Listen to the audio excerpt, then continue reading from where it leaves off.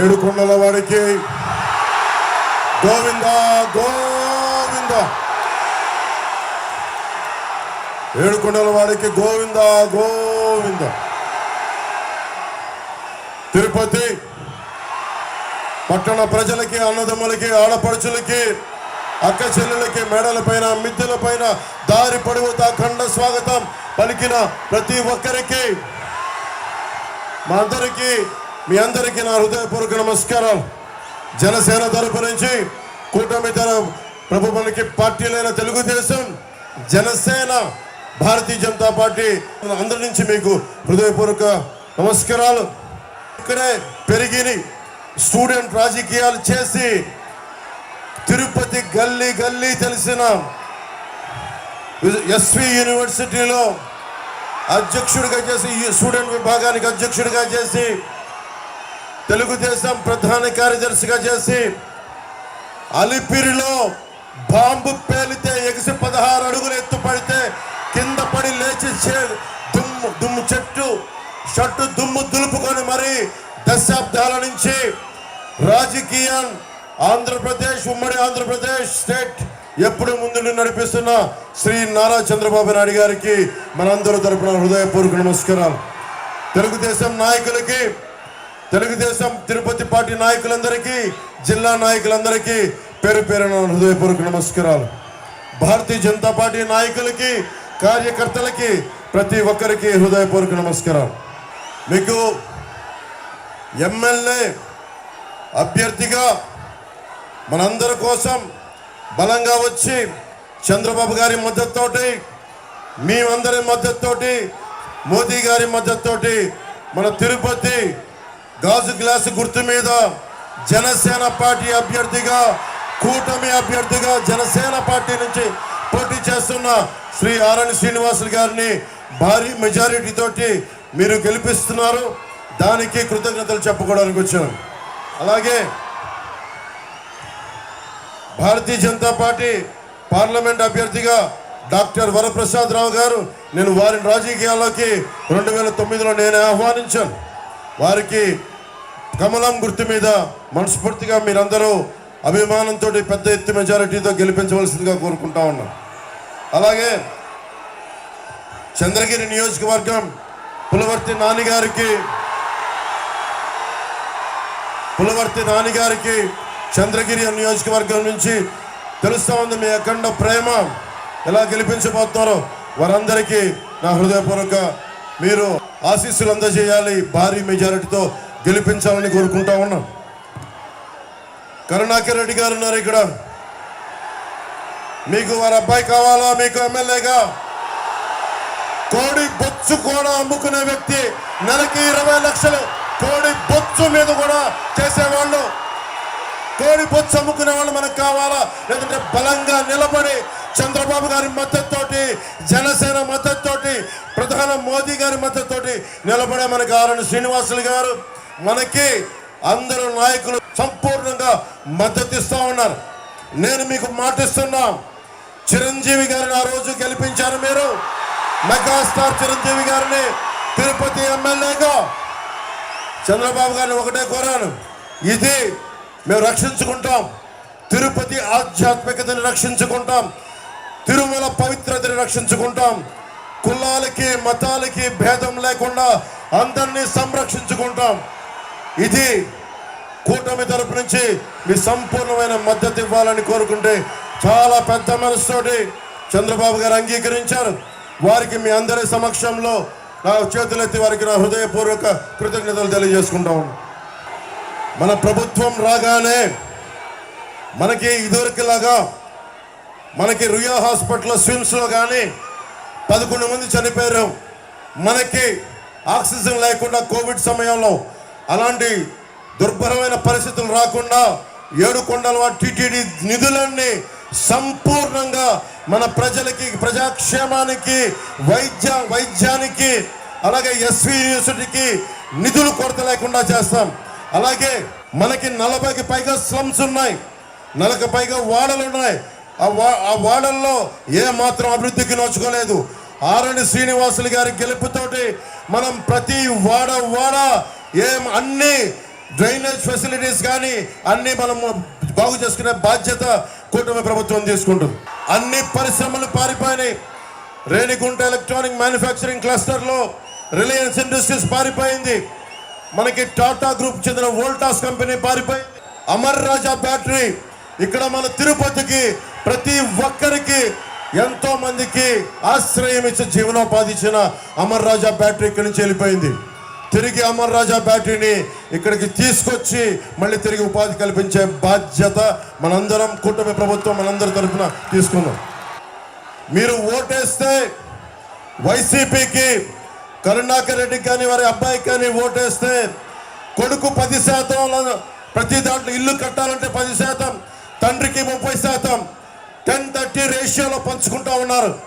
ఎంతకాలం మీరు భయపడుతున్నారా కరుణాకర్ రెడ్డి గారికి? మీరు వారి కొడుకు భయపడుతున్నారా? వారి కొడుకు భయపడుతున్నారా? ఇంత తిరుపతి దమ్ము, ఇంత తిరుపతి ఇచ్చారా? దమ్ముందా? మనకై ధైర్యం ఉందా? ఏం చేద్దాం? వైసీపీని మట్టిలో తొక్కేద్దాం, కాల రాసేద్దాం. ఎంతకాలం భయపడతాం? రౌడీజంకి భయపడతామా? తిరుపతి 7 కొండల వాడి పైన పెట్టుకొని రౌడీలకు భయపడతామా?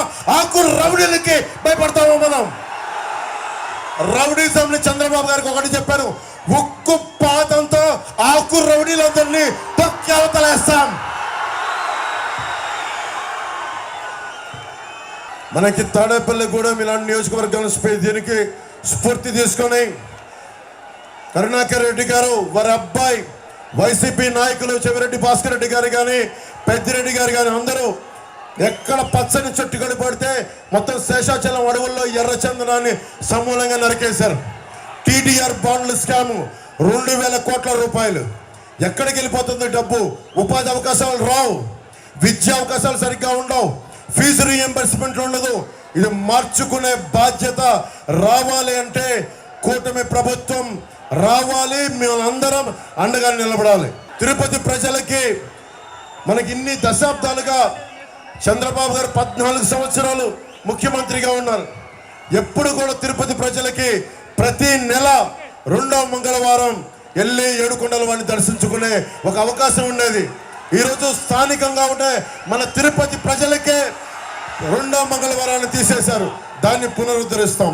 లడ్డూలు నాణ్యత తగ్గించేశారు, సైజ్ తగ్గించారు, శ్రీవాణి ట్రస్ట్ అని చెప్పి రేట్లు పెంచారు. ఎటు చూసినా అడ్డగోలుగా దోపిడి, లంచాలు, దళారీ వ్యవస్థ. ఒకటే గుర్తుపెట్టుకోవాలి, వైవి సుబ్బారెడ్డి గారు కానీ కరుణాకర్ రెడ్డి కానీ ఇది తిరుమల రిసార్ట్ కాదు, అది ఆధ్యాత్మిక కేంద్రం. ఏడుకొండల వాడు సాక్షాత్తు కలియుగ వెంకటేశ్వరుడు నివసించే ప్రాంతం. అది గొప్ప ఆధ్యాత్మిక నేల. ఆ నేలలో మీరు రిసార్ట్ లాగా చేశారు. తిరిగి దాని ఆధ్యాత్మికతని తిరిగి తీసుకొస్తాం. మనకి ఎంత దారుణం అయిపోయింది చెప్పా మీకు. ల్యాండ్ గ్రాబింగ్ యాక్ట్లో మన పట్టా పుస్తకాల మీద జగన్ ఫోటో, మన పిత్రార్జితం, మన స్వార్జితం మీద. కానీ చివరికి ఏ స్థాయికి వెళ్ళిపోయారు? టీటీడీ ఉద్యోగులకి స్వామివారు ఇళ్ల పట్టాలిస్తే దాని మీద కూడా నవ్వుతూ ఉండే వైఎస్ జగన్ ఫోటో వేస్తూ ఉన్నారు. స్వామివారు అంబేద్కర్ గారి గౌరవం లేదు, పెద్దల గౌరవం లేదు. జగన్కి మీరు చెప్పండి, ఏడుకొండల వాడి ఫోటో వేస్తావా? టీటీడీ ఉద్యోగులకి వైఎస్ జగన్ ఫోటో వేస్తావా? ఏడుకొండల వాడిని అవమానం చేసినట్టే కదా ఇది. ఏడుకొండల వాడిని అవమానం చేసిన వ్యక్తికి, వారి పార్టీకి, వారి అభ్యర్థులకి ఎలా ఓటేస్తాం? కోడి పచ్చు అమ్ముకునే వాళ్ళు వాళ్ళకి ఎందుకు మనం ఓటేయాలి? తిరుపతిలోనే గోవిందరాజు స్వామి సత్రాలు ఇంకా 40-50 సత్రాలు బాగుండే సమయంలో కూడా 200 కోట్ల రూపాయల ముడుపుల కోసం మొత్తం కూల్చేసి కొత్త కట్టడానికి ప్రయత్నం చేశారు. అదే మనకు ఫీజు రీంబర్స్మెంట్లు కానీ అవకాశాలు ఏమి ఇవ్వాల.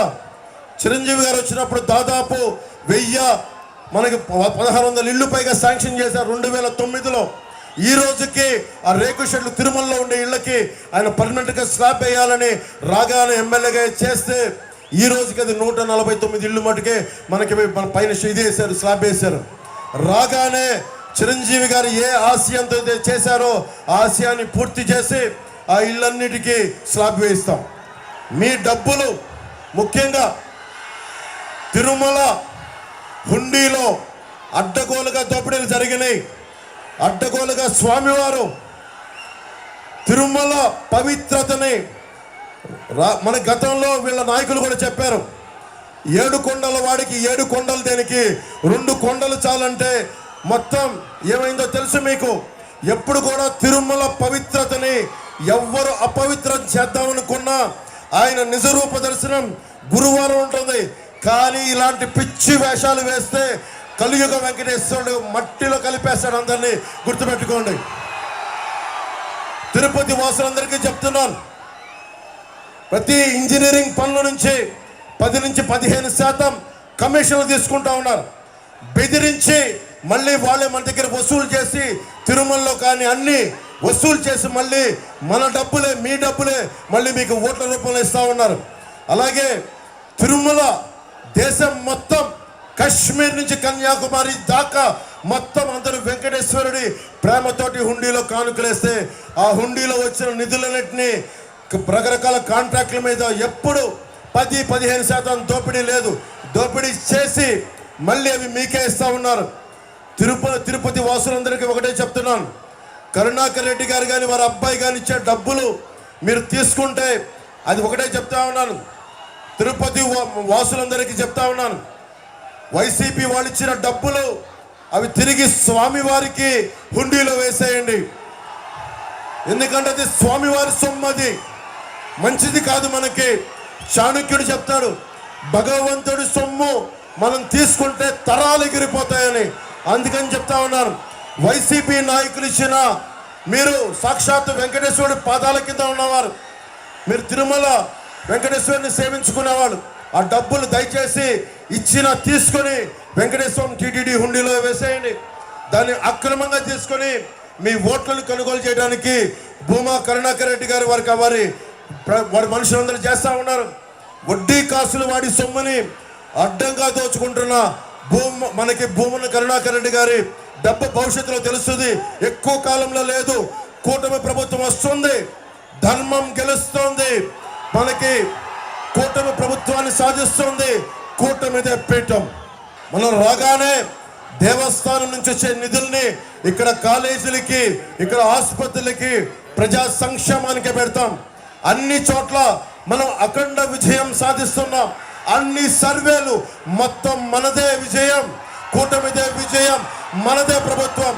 నేను అడుగుతున్నాను, ఒకటే మిమ్మల్ని కోరుకుంటా ఉన్నాం, మనకి ఎంపీ అభ్యర్థిగా 3 పార్టీలు ఉన్నాయి. ఇక్కడ మనకి ఎంపీ అభ్యర్థిగా వరప్రసాద్ గారు మనకి కమలం గుర్తు మీద జనతా పార్టీ, మనకి భారతీయ జనతా పార్టీ మీద పోటీ చేస్తున్నారు. చంద్రగిరి నుంచి తెలుగుదేశం పార్టీ సైకిల్ గుర్తు మీద పులవర్తి నాని గారు పోటీ చేస్తున్నారు. మన గాజు గ్లాస్ గుర్తు మీద ఆర్ఎన్ శ్రీనివాస్ గారు పోటీ చేస్తున్నారు. వేదిక పైన ఉన్న సిఆర్ రాజన్ గారికి, నరసింహ యాదవ్ గారికి, డాక్టర్ హరిప్రసాద్ గారికి, చంద్రప్ప గారికి, సుగుణమ్మ గారికి, కిరణ్ గారికి, అజయ్ కుమార్ గారికి, మోహన్ గారికి, చిట్టిబాబు భీమన్ గారికి, ఏం రత్నం గారికి, ఏ కృష్ణ గారికి, లక్ష్మీపతి గారికి, వినోద్ గౌడ గారికి, భారతీయ జనతా పార్టీ నాయకులు భానుప్రకాష్ రెడ్డి గారికి అందరికీ నా హృదయపూర్వక ధన్యవాదాలు తెలియజేసుకుంటూ, ఇప్పుడు తక్కువ సమయం ఉంది కాబట్టి మీ అందరినీ ఉద్దేశించి అన్ని చంద్రబాబు గారు చెప్తారు. వారి మాటలు విందాం. వారి సందేశం